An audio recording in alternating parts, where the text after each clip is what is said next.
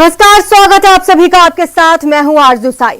8 नवंबर 2021 से शुरू हुई न्यूज 18 राजस्थान की मुहिम इतिहास रचने की ओर है। हमारी कोशिश कि खिलाड़ी खेले झेले नहीं को जबरदस्त रिस्पांस मिल रहा है। हालात सुधरे हैं पर अब भी काफी गुंजाइश बाकी है। तो चलिए उन्हीं गुंजाइशों को खंगालते हैं और देखते हैं न्यूज 18 राजस्थान की खेल क्रांति। खेल से खोलो किस्मत।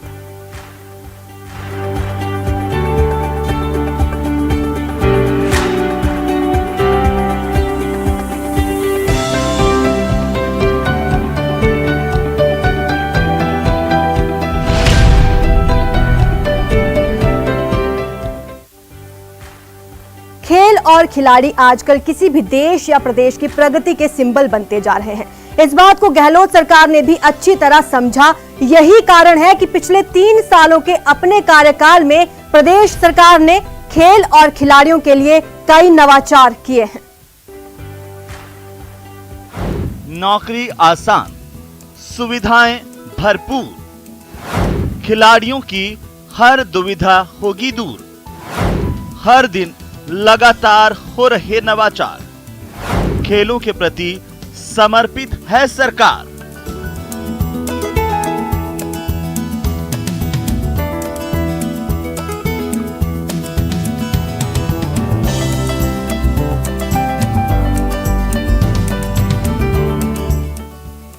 खेल में फिसड्डी तो हर क्षेत्र में फिसड्डी।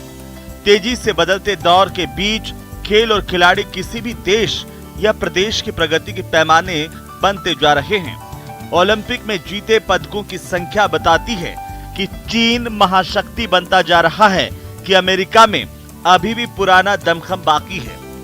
मरुधरा की गहलोत सरकार भी इस बात को अच्छी तरह से समझ रही है। यही वजह है कि पिछले 3 सालों के कार्यकाल में सरकार ने प्रदेश में खेल और खिलाड़ियों पर खूब फोकस किया है। कोरोना इफेक्ट के बावजूद सरकार ने बीते साल खेलों के प्रति रुझान पैदा करने के लिए कई उत्साहवर्धक घोषणाएं की और उन पर अमल भी किया है। तभी तो सरकार ने इस साल आउट ऑफ टर्न पॉलिसी के जरिए 182 खिलाड़ियों को सरकारी विभागों में नौकरियां दी, जिसमें कई खिलाड़ियों को पुलिस विभाग में डीएसपी और वन विभाग में एसीएफ जैसे पदों पर नौकरियां दी गई। इसके अलावा ओलंपिक खेलने वाले खिलाड़ियों को 5-5 लाख रुपए की प्रशिक्षण की राशि दी गई। साथ ही ओलंपिक और पैरा ओलंपिक खिलाड़ियों के लिए मेडल की राशि को बढ़ाकर 1 से 3 करोड़ रुपए कर दिया गया। इस घोषणा को पूरा करते हुए राज्य सरकार ने टोक्यो पैरालंपिक में प्रदेश का नाम रोशन करने वाले 4 खिलाड़ियों के 5 मेडल पर 10 करोड़ रुपए की नकद राशि वितरित की। खिलाड़ियों के राज्य और राष्ट्रीय स्तर के लिए टीए और डीए की राशि बढ़ाई गई। वहीं राज्य के बजट में घोषित स्पोर्ट्स स्कूल को भी शुरू कर दिया गया है। हर ब्लॉक में स्टेडियम निर्माण के काम शुरू किए गए हैं, जिसमें high performance training and rehabilitation centre तैयार किए गए हैं। वहीं इस साल जैसलमेर और डूंगरपुर में खेल अकादमियां शुरू की गईं। परिषद ने खेलों के लिए काफी योजनाएं इस साल में शुरू की। जैसे सरकार ने लगभग 182 लोगों को आउट ऑफ टर्न नियुक्ति, जिनका कोई एग्जाम नहीं, जो बंदा नेशनल में मेडल जीतेगा, एशिया में मेडल जीतेगा, ओलंपिक में मेडल जीतेगा, उसको सीधे हमने खुद उसको घर से बुला के उसको डायरेक्ट नौकरियां दी हैं। नौकरियां ही नहीं, साथ साथ में आप देखिए उनको डायरेक्ट डीवाईएसपी, वन विभाग में एसीएफ, सचिवालय में इंस्पेक्टर, सब इंस्पेक्टर, ऐसी सरकार ने नौकरियां खिलाड़ियों को दी। और इसके साथ साथ ही 2019 का जो 2% जो कोटा था उसमें संशोधन करते हुए हमने राष्ट्रीय स्तर पे जो खिलाड़ी पार्टिसिपेशन करता है उसको भी 2% कोटे के अंदर सम्मिलित किया है। राज्य सरकार के नवाचार से खिलाड़ियों में भी जोश है। उभरते खिलाड़ियों ने सरकार की खेल जगत के लिए की जाने वाली घोषणाओं को समय पर पूरा किए जाने से खुशी जताई है। साथ ही स्पोर्ट्स स्कूल और रिहेबिलिटेशन सेंटर जैसी सौगात से खेलों को बढ़ावा मिलने की उम्मीद जताई है और कई सुधारों की अपेक्षा कर रहे हैं। लाइक लास्ट ईयर खेलो राजस्थान स्टार्ट हुआ था and from 2 years Khelo India भी स्टार्ट हुआ है। सो बहुत ज़्यादा मतलब हमारे लिए कर रही है स्पोर्ट्स के लिए। एंड उसके अलावा 2% कोटा गवर्नमेंट ने स्टार्ट कराया है, जैसे पुलिस या सिविल सर्विसेज जिसमें भी है, तो इट्स वेरी मतलब हेल्पफुल फॉर अस। अभी ग्रामीण गेम्स भी जैसे अभी हो रहे हैं और पिछले साल खेलो राजस्थान हुआ, तो खिलाड़ियों को बहुत ही मौका दिया जा रहा है कि वो खेल में आगे आए और अपना प्रदर्शन दिखाएं। हाँ सर, पिछली बार खेलो राजस्थान हुआ था, अभी खेलो ग्रामीण भी हो रही है। सरकार हमारे लिए बहुत कुछ कर रही है और सर 2% कोटा भी किया हमारी सरकार ने, तो इसकी वजह से सभी खिलाड़ी मोटिवेशन होंगे भी, उनको जॉब मिल सकती है। भी कोशिश हो रही है, जो ग्रामीण खेलों को जोड़ के फॉर्म वगैरह भरे जा रहे हैं, उससे भी काफ़ी बच्चों में उत्साह है। जाहिर है अभी खेलों को लेकर बहुत कुछ करने की जरूरत है, लेकिन ये बात साफ है कि राज्य सरकार की खेल और खिलाड़ियों को बढ़ावा देने की मंशा में कोई कमी नहीं है। ऐसे में ये उम्मीद बेमानी नहीं है कि आने वाले दिनों में राज्य सरकार की कोशिशें रंग लाएगी और मरुधरा के खिलाड़ियों की प्रतिभा अपनी चमक बिखेरेगी। न्यूज़ 18 राजस्थान के लिए जयपुर से महेश दादीच की रिपोर्ट।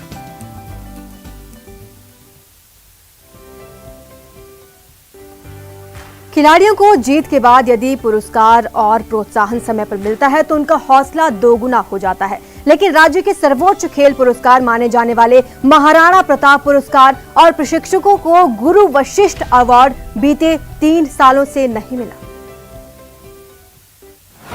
खेल पुरस्कारों में देरी, खेल परिषद की बेरुखी, कब मिलेंगे खेल पुरस्कार?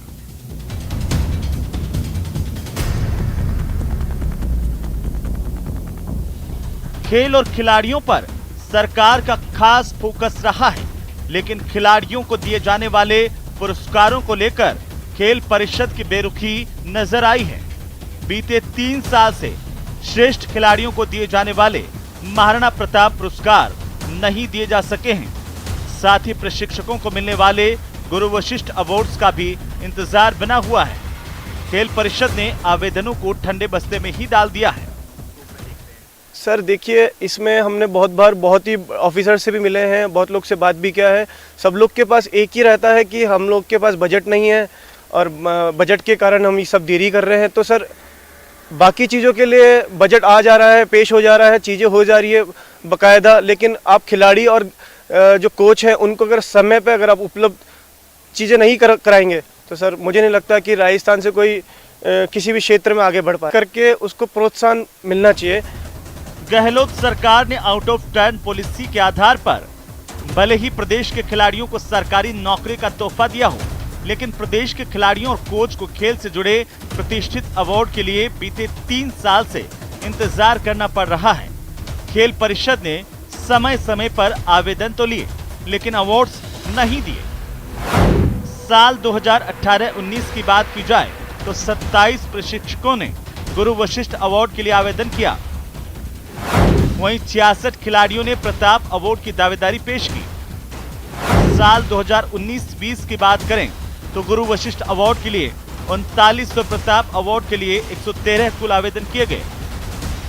2020-21 में गुरु वशिष्ठ अवार्ड के लिए करीब 13, प्रताप अवार्ड के लिए 24 आवेदन आए, लेकिन अवार्ड्स के लिए भी तारीखों का इंतजार है। खिलाड़ी कभी भी दफ्तरों के चक्कर नहीं काट सकता। आप उसको टाइम पर उसकी प्रोत्साहन राशि पहुंचाएं ताकि वो प्रोत्साहित भी और उस पैसे को अपने खिलाड़ी के प्रोत्साहन में काम ले पाए और आगे अपनी तरक्की करे। और भी बहुत सारी चीज़ें होती है खिलाड़ी के साथ साथ, न्यूट्रिशन होता है, अपना इक्विपमेंट्स होते हैं, तो उनमें अपना काम ले और आगे बढ़े। अगर वही लेट लफी कर देंगे तो शायद मुझे नहीं लगता कि शायद कोई खिलाड़ी अपना तरीके से अपना परफॉर्मेंस दे पाएगा। परिषद हमेशा खिलाड़ियों की भावना को आगे समझती है, लेकिन कुछ मुद्दे ऐसे हैं जिसमें हम बहुत पिछड़े हुए हैं। जैसे इनामी राशि अभी हमें 2015-16 के स्टेट के चैम्पियनशिप की इनामी राशि अभी हाल में ही बच्चों के पास हुई और वो क्लियर कर रहे हैं। और जैसे महाराणा प्रताप भी 4 साल हो गए, अगर ये बच्चा खेल के कब आए और उत्कृष्ट खिलाड़ी कब बने, उसके बाद 4 साल निकल जाए तो उस अवार्ड का मतलब ही नहीं होता। क्योंकि अगर बच्चा खेल के आए, कोई प्लेयर खेल के आता है और तुरंत वो अवार्ड मिल जाए तो उसकी वैल्यू अलग होती है। उसको लगता है कि मैं खेल के आया तो मेरी देश के लिए और राज्य के लिए जो खेला हूँ उसके लिए मान सम्मान मिला, बहुत बड़ी बात है। और मैं चाहूँगा कि सरकार की प्रतिवर्ष ही कंटिन्यू करे और दे तो बहुत अच्छी बात होगी। ये तो हाल पुरस्कार को लेकर है, वहीं ऐसा ही हाल खेल परिषद से जारी की जाने वाली प्रोत्साहन राशि को लेकर के भी है। परिषद का दावा है कि 30 करोड़ रुपए से ज्यादा के नकद पुरस्कार वितरित कर दिए गए हैं। लेकिन आज भी कई खिलाड़ी कई समय से प्रोत्साहन राशि नहीं मिल पाने की शिकायत करते नजर आते हैं। हालांकि प्रशासन का कहना है कि कोविड-19 के चलते काफी कुछ प्रभावित हुआ है। सर बहुत टाइम हो गया है, महाराणा प्रताप अवार्ड नहीं मिला है, हमने में प्रॉब्लम आ रही है, हमारी को इनामी राशि नहीं मिल रही है, बहुत साल हो गए हैं, मेरे को 4 साल हो गए हैं, अभी तक मेरा भी कुछ भी नहीं आया और प्लेयर्स का भी नहीं आ रहा है, बहुत प्रॉब्लम होती है हमारे। तो उसका बोलना चाहूँगी कि प्लीज़ जल्द से जल्द सरकार कुछ करे इस चीज़ के लिए। यस सर, बिल्कुल सर, टाइम पे मिलेगा तो खिलाड़ियों को मतलब प्रोत्साहन मिलेगा कि वो आगे बढ़ेंगे, आगे खेलेंगे। जब प्रदेश में बीजेपी की सरकार थी तब भी खिलाड़ियों को और कोच को इन अवार्ड के लिए लंबा इंतजार करना पड़ा था और तकरीबन 7 साल बाद खिलाड़ियों और कोच को ये अवार्ड मिले थे। खेल प्रतिभाओं को समय पर सम्मान देना और प्रोत्साहन करना जरूरी है, क्योंकि इससे खेलों को लेकर उत्साह बढ़ता है। उम्मीद है खेल परिषद इन जरूरी मुद्दों पर भी ध्यान देकर खिलाड़ियों का मनोबल मजबूत करेगी। Mahesh Dadhich, news 18 Rajasthan, Jaipur. Basketball junior खिलाड़ियों को तो खूब रास आ रहा है, लेकिन सीनियर वर्ग में ये खेल अपनी पहचान बनाने को तरस रहा है। कभी 90 के दशक में सीनियर वर्ग में इस खेल में हमारे खिलाड़ियों की प्रतिभा हर जगह दिखाई देती थी, लेकिन अब हालात ऐसे नहीं हैं। ऐसा क्यों हो रहा है, देखते हैं ये रिपोर्ट। जूनियर्स में बास्केटबॉल का जुनून, सीनियर्स को सुविधाओं का अभाव, टीम से सीनियर्स का पलायन। राजस्थान में बास्केटबॉल की शुरुआत 1948 में हुई थी। एक वक्त में मरुधरा में बास्केटबॉल की एक से बढ़कर एक प्रतिभाएं सामने आती थीं। आज भी जूनियर वर्ग में टैलेंट की कोई कमी नहीं है। जयपुर के एसएमएस स्टेडियम में हर उम्र वर्ग के बास्केटबॉल खिलाड़ी खुद को तराश रहे हैं। ऐसा ही प्रदेश के हर एक स्कूल कॉलेज के खेल मैदान पर भी देखा जा सकता है। यह मेहनत का परिणाम है कि जूनियर वर्ग निखर कर सामने आया है। अच्छा, ये बास्केटबॉल जो स्टेट गेम कहा जाता है, वो आपका पसंदीदा खेल क्यों, किस तरह से और इसको क्यों खेल रहे हैं आप, क्या कारण? क्योंकि ये इंडिया में आज तक जो ये पसंदीदा गेम रहा है बहुत हाइट वाले लोगों का, तो मेरा बास्केटबॉल ही शुरू से रहा है कि बास्केटबॉल खेलूँ, क्योंकि हाइट भी मेरी अच्छी है और पसंदीदा गेम है मेरा ये। अच्छा, इस खेल में वैसे तो काफ़ी लोग आप लोग मेडल ला रहे हैं, जूनियर में, सब जूनियर में, सीनियर में मेडल नहीं आते। किस तरह से आप देखते हैं कि आने वाले दिनों में आप लोग कोशिश करेंगे तो सीनियर में मेडल आएंगे? जी, हमारे कोच सर हमारी पूरी मेहनत कर रहे हैं और इस हिसाब से हम बिल्कुल मेडल लाएंगे आगे। प्रदेश भर में सब जूनियर, यूथ, अंडर 17, जूनियर और सीनियर वर्ग के टूर्नामेंट होते हैं। क्रीड़ा परिषद की ओर से राज्य भर में बास्केटबॉल की 3 अकेडमी संचालित है, जिसमें 2 जयपुर, 1 जैसलमेर में है। रिकॉर्ड के तौर पर जैसलमेर की अकेडमी का प्रदर्शन अच्छा रहा है।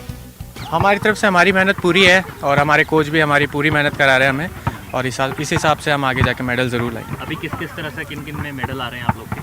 अभी हमने डिस्ट्रिक्ट में मेडल लाए हैं। मेरे को पसंद भी है थोड़ा बास्केटबॉल, और जैसे हाइट बढ़ाने के लिए भी बहुत अच्छा है ये, और इम्यूनिटी पावर भी मतलब बढ़ती है। कोच सर एक्सरसाइज भी कराते हैं और पसंद भी है मेरे को बास्केटबॉल खेलना। क्या करना चाहते हो उसमें, कहाँ तक खेलना चाहते हो? इसमें मैं स्टेट लेवल तक खेलना चाहता हूँ। करीब 25 साल का वक्त बीतने जा रहा है। राजस्थान की सीनियर टीम अंतर्राष्ट्रीय स्तर पर तो दूर, राष्ट्रीय स्तर पर भी पदक नहीं जीत सकी है। बेसिक फैसिलिटीज की कमी के चलते यहाँ के खिलाड़ी सीनियर टीम का हिस्सा बनते ही दूसरे प्रदेशों की टीमों में पलायन कर जाते हैं। सीनियर में मेडल लाने के लिए सबसे पहली चीज़ तो ये जाती है कि सीनियर एक जब वर्ड आ जाता है तो वहाँ पे कंपटीशन लेवल ज़्यादा बढ़ जाता है। वहाँ पे आपको अलग अलग लेवल पे वहाँ पे कंपटीशन लेवल पे, तो आपको उसके लिए अपनी एक तो तैयारी मजबूत रखनी पड़ेगी। एक तो डेली बेसिस पे प्रैक्टिस चाहिए आपको। आप कभी भी ऑफ डे प्रैक्टिस नहीं कर सकते, जैसे आज कर ली कल छुट्टी कर ली, उसके लिए नहीं। अगर आपको सीनियर में मेहनत करनी है तो सीनियर में कंपटीशन बहुत ज़्यादा होता है, तो इसके लिए आपको डेली बेसिस पे प्रैक्टिस बहुत ज़रूरी होती है। राजस्थान सरकार को कोचेज़ की एडवांस ट्रेनिंग पर भी ध्यान देना पड़ेगा। जूनियर लेवल की ट्रेनिंग और सीनियर लेवल की प्लेयर्स की ट्रेनिंग में रात और दिन का अंतर होता है, तो हमारे यहाँ के कोचेज़ को एडवांस ट्रेनिंग के जरिए सीनियर लेवल के प्लेयर्स को तैयार करने के लिए कोचिंग की जो एडवांस तकनीक है उनके द्वारा क्लिनिक्स लगानी चाहिए, आउट ऑफ टर्म पॉलिसी के अंदर चेंजेस करके जूनियर खिलाड़ियों के मेडल्स को भी सम्मिलित करना चाहिए, जिससे यहाँ के खिलाड़ियों को ज़्यादा से ज़्यादा नौकरियाँ मिल सके। अगर ये बदलाव सरकार विगत सालों में कुछ करती है तो निश्चित तौर पे हम देखेंगे कि राजस्थान अगले ही कुछ समय में सीनियर टीम के अंदर बास्केटबॉल में काफ़ी मेडल्स लेके भी आएगा। बहरहाल बास्केटबॉल जैसे खेल में यदि सीनियर खिलाड़ियों को भी सुविधाएं और संसाधन मिले तो शायद यहाँ की प्रतिभाएं भी देश दुनिया में अपना नाम कमा सकती हैं। प्रदेश की टीम को भी सिरमौर बनने का फिर से मौका मिल सकता है। महेश दाधीच, न्यूज़ 18 राजस्थान, जयपुर। और यहाँ रुकेंगे एक छोटे से ब्रेक के लिए, जल्द हाजिर होंगे।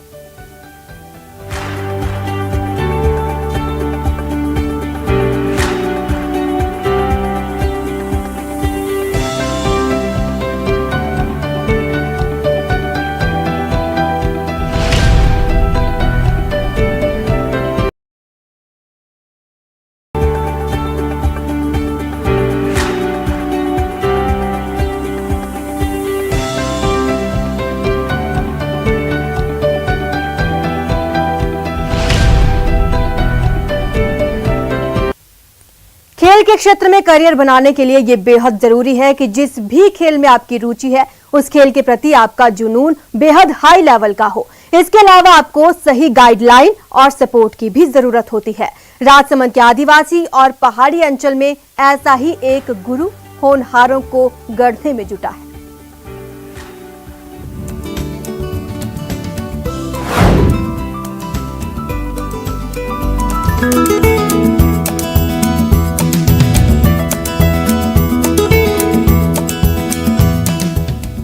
भारत में क्रिकेट की दीवानगी की कोई सीमा नहीं है। देश में क्रिकेट को धर्म और खिलाड़ियों को देवता तक का दर्जा दिया जाता है। तभी क्रिकेट की दीवानगी आज हर युवा के सिर चढ़कर बोल रही है। राजसमंद जिले के आदिवासी और पहाड़ी क्षेत्र कुंभलगढ़ और आमेर के युवा इसके अपवाद नहीं है। यहाँ का हर युवा राष्ट्रीय स्तर पर खेलकर भारतीय टीम में अपनी जगह बनाना चाहता है। सरदारगढ़ क्षेत्र के शंभूपुरा निवासी पुष्पेंद्र सिंह का अंडर 19 भारतीय टीम कैंप के लिए चयन होने के बाद से ही क्षेत्र के युवाओं के हौसले बुलंद हैं। लेकिन क्षेत्र में ना कोई क्रिकेट का अच्छा मैदान है और ना गरीब तबके के युवाओं के पास खेल का खर्च उठाने के पैसे। ऐसे में अभाव से जूझते खिलाड़ी सिर्फ अपने जुनून की आंच पर हौसला पका रहे हैं। मैदान में पसीना बहाकर ताकत की नींव रख रहे हैं, अपने हुनर को तराश रहे हैं। हम चाहते हैं कि हम यहाँ से स्टेट खेले, स्टेट से फिर हम इंडियन टीम में जाए, चाहे हम IPL खेले। लेकिन ऐसा क्या है कि प्लेयर बहुत ही अच्छे हैं हमारे यहाँ, लेकिन फैसिलिटी की वजह से हम वहाँ तक नहीं पहुँच। हमारे को ग्रामीण लेवल पर इतनी सुविधा नहीं मिलती है जितनी कि सर ये आज से ये नया वाला